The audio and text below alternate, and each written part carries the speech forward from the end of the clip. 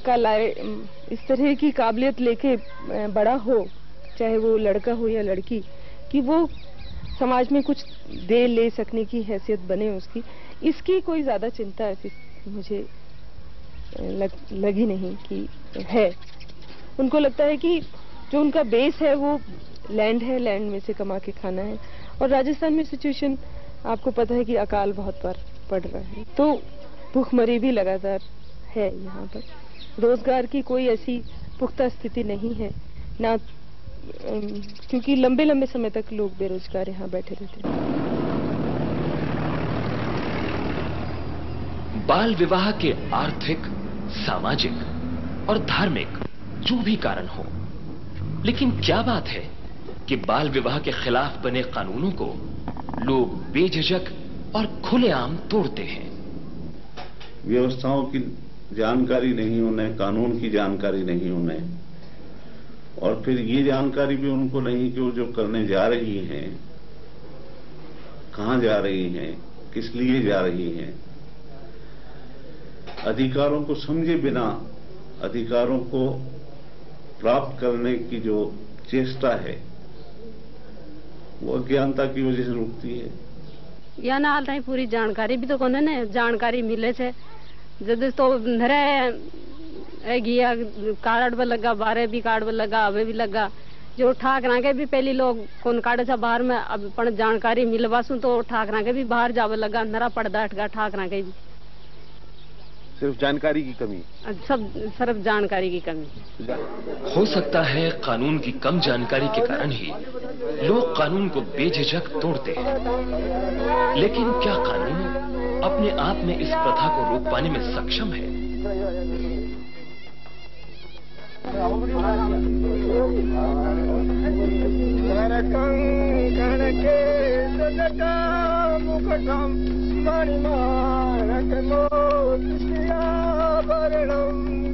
क्या कानून में ऐसे प्रावधान हैं कि पूरी जानकारी होने पर लोग इस कुप्रथा को जारी रखने से डरें?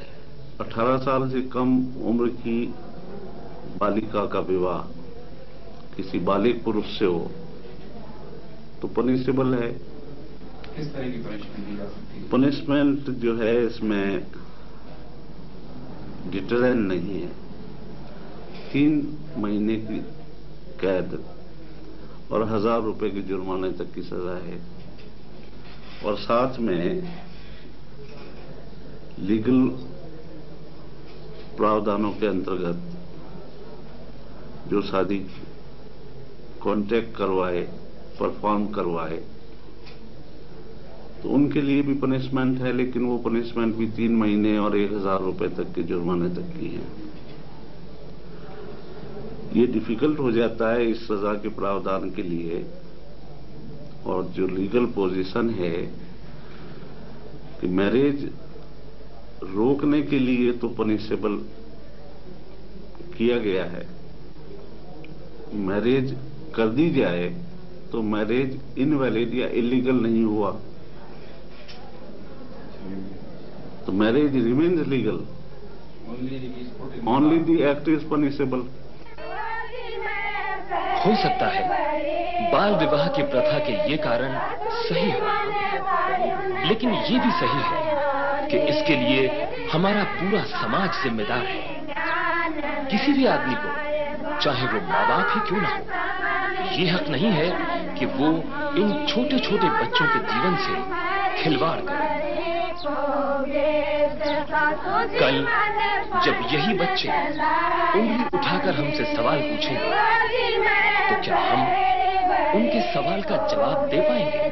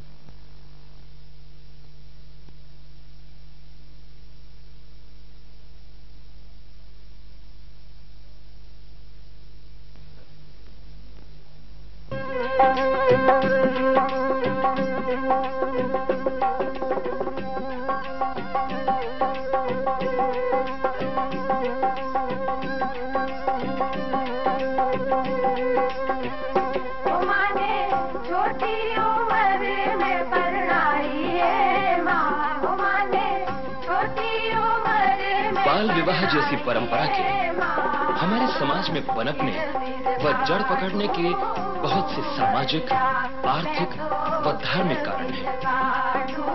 विवाह तो बचपन में किया जाता है, पर ससुराल तो थोड़ा बड़ा होने पर ही भेजा जाता है। पर क्या ससुराल भेजे जाने से पहले बच्ची उन सब जिम्मेदारियों के लिए तैयार होती है? क्या पूर्ण रूप से युवक व युवती बनने के बाद किए गए विवाह ज्यादा सही और अच्छे होते हैं?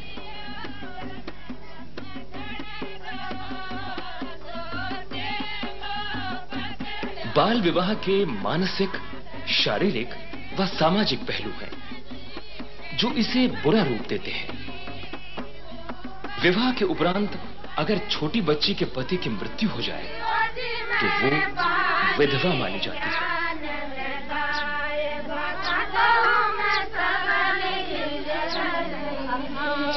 उस लड़की को जिसको विवाह का अर्थ ही नहीं मालूम था, वैधव्य का अर्थ कैसे मालूम हो सकता है? पर उसे अशुभ मानकर किसी भी मंगल कार्य में आगे आने नहीं दिया जाता। यही नहीं, उसे बात बात पर डांट व अपमान भी सहना पड़ता है। इस तरह की स्थिति के बारे में हमने बात की मुन्नी से। मतलब 11-12 साल की थी जब शादी होगी। फिर क्या हुआ?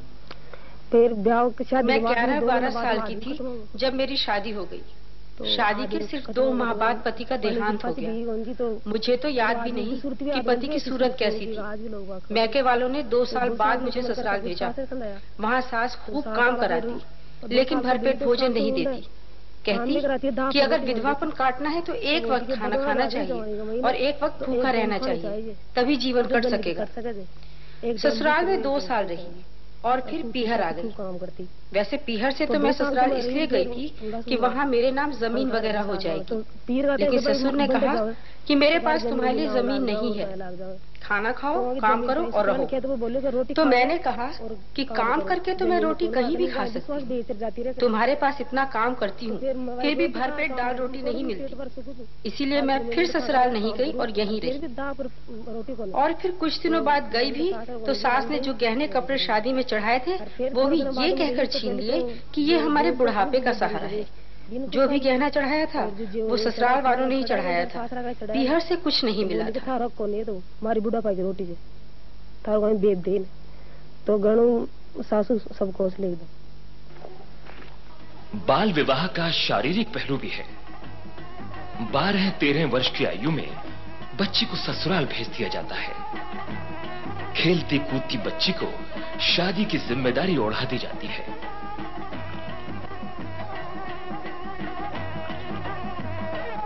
उसका पति उससे जो अपेक्षा करता है वो उसके लिए तैयार ही नहीं होती।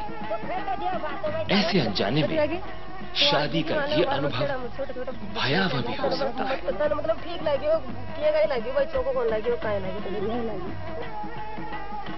ये है सुनीता। अपनी सुहागरात को ये भाग निकली। अपने गांव से लगभग 6 किलोमीटर दूर। डरी व भयभीत सुनीता को उस समय अपने पास रखा धन्नो ने हमें बताया। कुत्ती लागी के साथ में या बागर उसका गर्म दसगी बाग के बरागी भैया कौन दसगी बागर दसगी का तू कौन है भैया? आप बोली मत कि मैं समझा नहीं। अब इन रात में सुहा लिया फिर मार्ग आई गई है। एक लुगाई आई से, एक छोरी आई से जो कोई तीर्थ यात्रा करवाने खेड़ा था, जहाँ की छोरी डुल गई। अब मानता यही बोली कि मेरी बोली समझा जाएगी। ये लड़की रात के 10 बजे राणा के घर गई थी।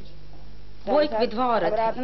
ये लड़की तो आगे जा रही थी, कोई बात नहीं करी, लेकिन एक कुतिया इसके पीछे लग गई और ये उस राणा के घर में घुस गई। वो भी इसे देखकर घबरा गई कि ये कौन घर में घुस आई। जो ये लड़की बोलती थी राणा उसे समझती नहीं थी, इसीलिए वो रात को मेरे पास आई और कहने लगी कि एक औरत आई हुई है। तो ये लड़की इतना ही बोली कि मैं अपने पिताजी के साथ तीर्थ यात्रा को निकली थी और मैं गुम हो गई हूँ। तो रात में तो इसे सुला लिया, कोई बातचीत नहीं हुई, इसे भी रात भर नींद नहीं आई। सुबह जागे तो सारा गांव इसे देखने के लिए इकट्ठा हो गया। इससे बात करते थे तो ये कुछ बोलती नहीं थी, कहती थी मैं कुछ समझती नहीं और रोए जा रही थी। गांव वाले कहने लगे कि इसे थाने पहुंचा दो। हमारे गांव में एक मेंबर है, वो कहने लगा कि बात ऐसी है कि ये लड़की यहाँ की नहीं है, बंगाल की रहने वाली है। किसी बंगाली आदमी को लाओ जो इसकी भाषा समझ सके। तो उसे देखकर तो डरी नहीं, और जब ये आ गया तो अंदर जाकर बैठ गई और फिर रोकर कहने लगी कि तुम गंदे आदमी हो, मैं तुम्हारे साथ नहीं चलूंगी। और फिर इसको समझा बुझा कर लाए। और जब घर में आ गई तो कोई कहने लगा कि ये शादीशुदा है और कोई कहने लगा कि ये झगड़े का मामला है। फिर जाया, फिर मैं धन में भी अंडा हार गया। तो धन में अंडा तो किया भाई ब्याह ली थे, कोई ये भी क्या कहीं टिकड़ा होती है। 13 साल की को ब्याह कर। ये बालिका 13-14 साल की उम्र में ही मां बन गई। अपने भयावह अनुभव को बड़े झिझकते हुए उसने कहा, 12 साल 1 बरस बाद फिर मन तो ठीक ही कौन जाओ, फिर ये देख क्या कौन जब फिर ध्यान पड़े तो मन तो बच्चा लग गया। फिर मन ना कीड़ियां करी जब ठीक पड़े ध्यान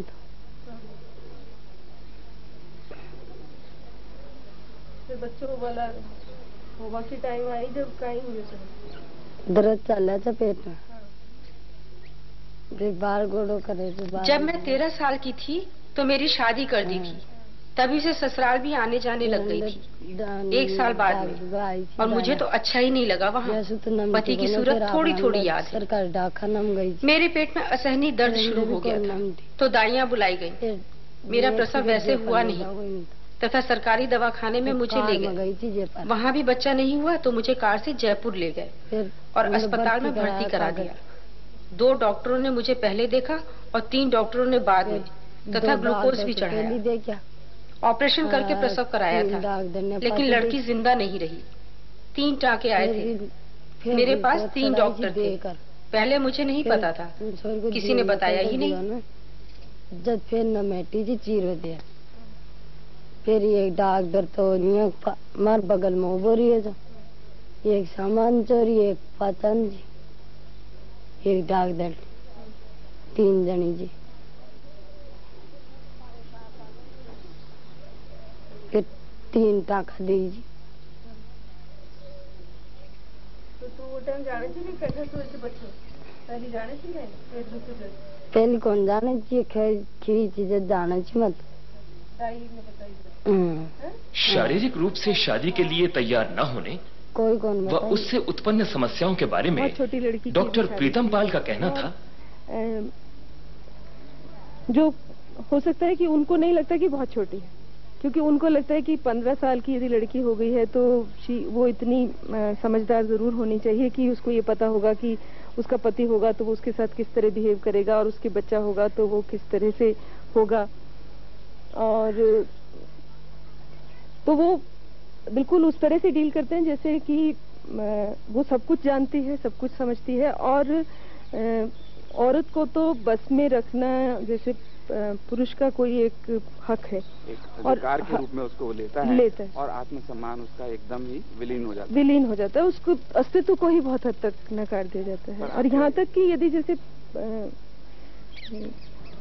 और ज्यादातर लड़कियों से या महिलाओं से जितनी भी हमारे सामने आई हैं, यदि हमने उनसे ये पूछा है कि भाई तुम्हारी शादी हुई, क्या तुम जानते थे कि शादी क्या होती है, इसमें क्या होगा, यहाँ बच्चा कैसे होगा, तो